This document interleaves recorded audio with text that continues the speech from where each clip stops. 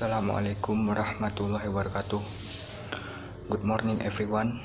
I want to thank you for giving us time for the presentation, even though it can be attended by everyone for some reason. Before starting this presentation, we will introduce ourselves first. Introduce, my name is Edi Anderto Habib and my partner Vivi Ayu Azhar Saragi, Rahma Amelia Manik, Jessica Margareta Borumeliala, and Dulu Wina Februita. In this presentation, we will discuss about teori kepribadian Harry Stack-Sullivan. Baiklah, langsung saja masuk ke materi pertama yang akan saya bacakan sendiri, yaitu mengenai biografi Harry Stack-Sullivan. Harry Stack-Sullivan lahir di suatu daerah pertanian dekat Norwich, New York pada tanggal 21 Februari 1892 dan meninggal pada tanggal 14 Januari 1949 di Paris dalam perjalanan pulang dari pertemuan Badan Eksekutif World Federation for Mental Health di Amsterdam. Ia meraih gelar doktornya dari Chicago College of Medicine and Surgery pada tahun 1917 dan bekerja pada angkatan bersenjata selama Perang Dunia. Sullivan adalah pencipta pandangan baru mengenai teori kepribadian yang lebih dikenal dengan Interpersonal Theory of Psychiatry. Menurutnya, kepribadian adalah pola yang relatif menetap dari situasi-situasi antar pribadi yang berulang, yang menjadi ciri diamati dalam konteks perilaku interpersonal. Menurut Sullivan, yang khas dari perkembangan manusiawi adalah interaksi sosial. Sullivan mulai merumuskan teorinya tentang hubungan-hubungan antar pribadi pada tahun 1929 dan mengukuhkan pemikirannya pada pertengahan tahun 1930-an. Baiklah, sekian penjelasan materi dari saya. Selanjutnya akan dilanjutkan oleh Vivi Ayu Azhar Saragi. My name is Vivi Ayu Azhar Saragi. I want to explain teori-teori Stack-Sullivan. Ada beberapa hal yang perlu dikemukakan dalam teori Sullivan, di antaranya mengenai struktur kepribadian, dinamika kepribadian, dan perkembangan kepribadian. Yang pertama, struktur kepribadian. Meskipun Sullivan memandang tegas sifat dinamis kepribadian, namun menurutnya ada beberapa aspek kepribadian yang nyatanya stabil dalam waktu yang lama. Yang pertama yaitu dinamis, personifikasi, sistem self, dan proses kognitif. Baik, yang pertama dinamis. Dinamis adalah pola khas tingkah laku atau transformasi energi baik terbuka maupun tersembunyi yang menetap dan berulang terjadi yang menjadi ciri khusus seseorang. Dan yang kedua, personifikasi. Personifikasi adalah suatu gambaran mengenai diri atau orang lain yang dibangun berdasarkan pengalaman yang menimbulkan kepuasan atau kecemasan. Dan yang ketiga, sistem self. Sistem self adalah pola tingkah laku yang konsisten yang mempertahankan keamanan interpersonal dengan menghindari atau mengecilkan kecemasan. Sistem ini mulai berkembang pada usia 12-18 bulan, usia ketika anak mulai belajar tingkah laku, mana yang berhubungan meningkatkan atau menurunkan kecemasan. Ada beberapa macam sistem keamanan yang dipakai sejak usia bayi, di antaranya yaitu pertama, disosiasi, dan yang kedua, inatensi, dan yang ketiga, apati. Proses kognitif. Menurut Sullivan, proses atau pengalaman kognitif dapat dikelompokkan menjadi 3 macam. Yang pertama yaitu protaksis. Protaksis adalah rangkaian pengalaman yang terpisah-pisah yang dialami pada bayi, di mana arus kesadaran atau pengindaran bayangan dan perasaan mengalir ke dalam jiwa tanpa pengertian sebelum dan sesudah. Dan yang kedua, parataksis. Parataksis sekitar awal tahun kedua, bayi mulai mengenali persamaan-persamaan dan perbedaan peristiwa. Disebut pengalaman parataksis atau asosiasi. Dan yang terakhir, sintaksis adalah berpikir logis dan realistis menggunakan lambang-lambang yang diterima bersama-sama, khususnya bahasa, kata, bilangan. 3 model pengalaman kognitif itu terjadi sepanjang hayat. Normalnya, sintaksis mulai mendominasi sejak usia 4-10 tahun. Dan yang terakhir, dinamika kepribadian. Sulfian memandang kehidupan manusia sebagai sistem energi, yang perhatian utamanya adalah bagaimana menghilangkan tegangan yang ditimbulkan oleh keinginan dan kecemasan. Energi dapat terwujud dalam bentuk yang pertama, yaitu tegangan tensions. Tensions adalah potensi untuk bertingkah laku yang disadari atau tidak disadari. Yang pertama yaitu kebutuhan atau needs. Kebutuhan yang pertama muncul adalah tegangan yang timbul akibat ketidakseimbangan biologis dalam diri individu. Kebutuhan ini dipuaskan dengan mengambilkan keseimbangan. Yang kedua, kecemasan atau anxiety. Menurut Sulfian, kecemasan merupakan pengaruh pendidikan terbesar sepanjang hayat, disalurkan mula-mula oleh pelaku keibuan kepada bayinya. Transformasi energi. Tegangan yang ditransformasikan di tingkah laku, baik tingkah laku yang terbuka maupun tertutup, disebut transformasi energi. Tingkah laku yang ditransformasi itu meliputi gerakan yang kestamata dan kegiatan mental seperti perasaan, pikiran, persepsi, dan ingatan. Baik, selanjutnya akan dilanjutkan oleh Rama Amelia Malik. Baiklah, saya akan melanjutkan hasil presentasi dari Pipi Ayu. Dinamika kepribadian. Dinamika kepribadian di sini terbagi menjadi 2. Yang pertama, tegangan atau tension, dan yang kedua, transformasi energi. Oke, terlebih dahulu kita akan membahas tegangan atau tension.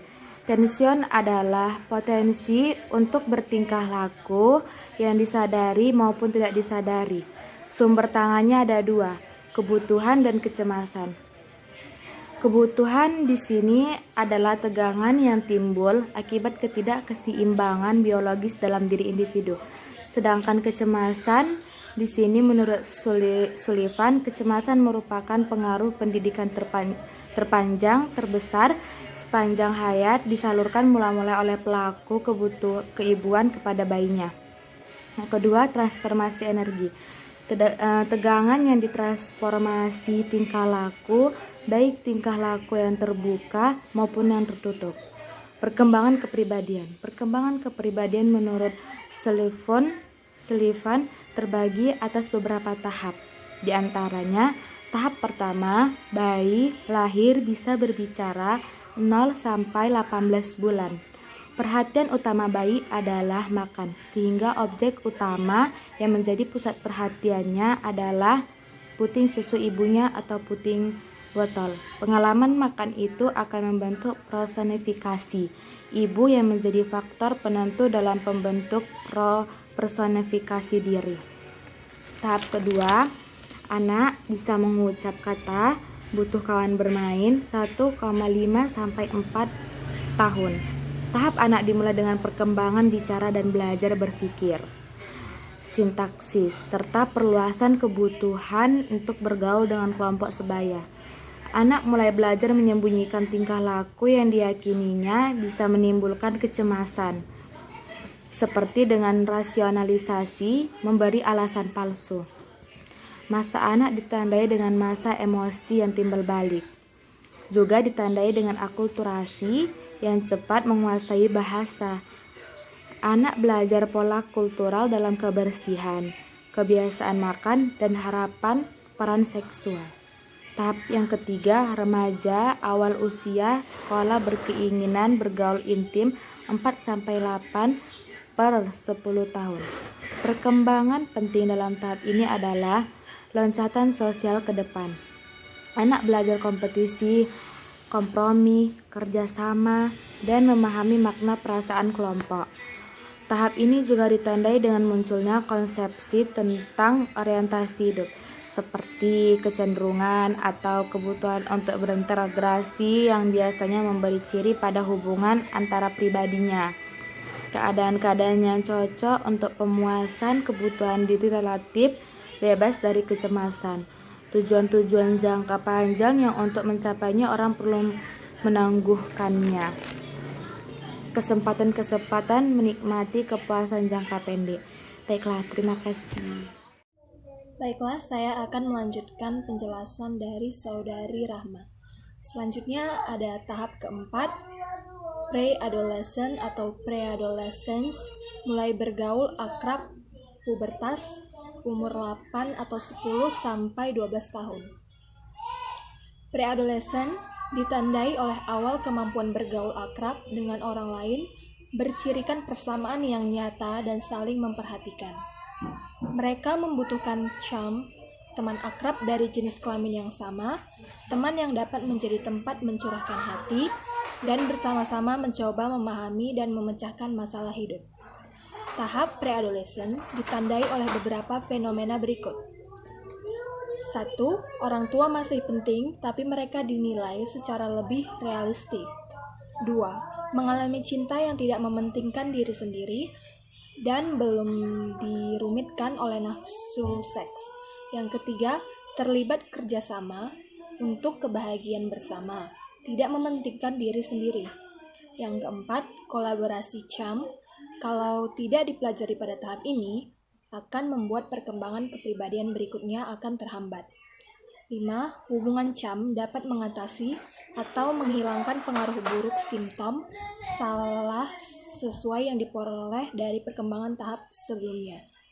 Yang selanjutnya ada tahap kelima atau adolesen awal atau early adolescence, pubertas pola aktivitas seksual yang mantap umur 12-16 tahun. Perubahan fisik usia pubertas mengembangkan hasrat seksual atau lust pada periode awal adolesen. Banyak problem yang muncul pada periode ini merefleksikan konflik antar tiga kebutuhan dasar, keamanan atau bebas dari kecemasan, keintiman atau pergaulan akrab dengan seks lain, dan kepuasan seks. Kepuasan seksual bertentangan dengan operasi keamanan, karena aktivitas genital pada usia ini terlarang pada banyak budaya, sehingga menimbulkan perasaan berdosa, malu, dan cemas. Kesulitan mengombinasikan intimidasi dengan kepuasan seksual untuk diarahkan pada satu orang paling tidak karena 4 alasan. Yang pertama, banyak adolesen yang melakukan sublimasi terhadap dorongan genitalnya untuk mencegah penggabungan dorongan seks dengan intimasi.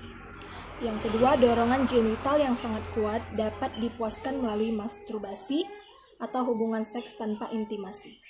Yang ketiga, masyarakat membagi objek seksual menjadi 2, baik dan buruk, sedang remaja selalu memandang baik.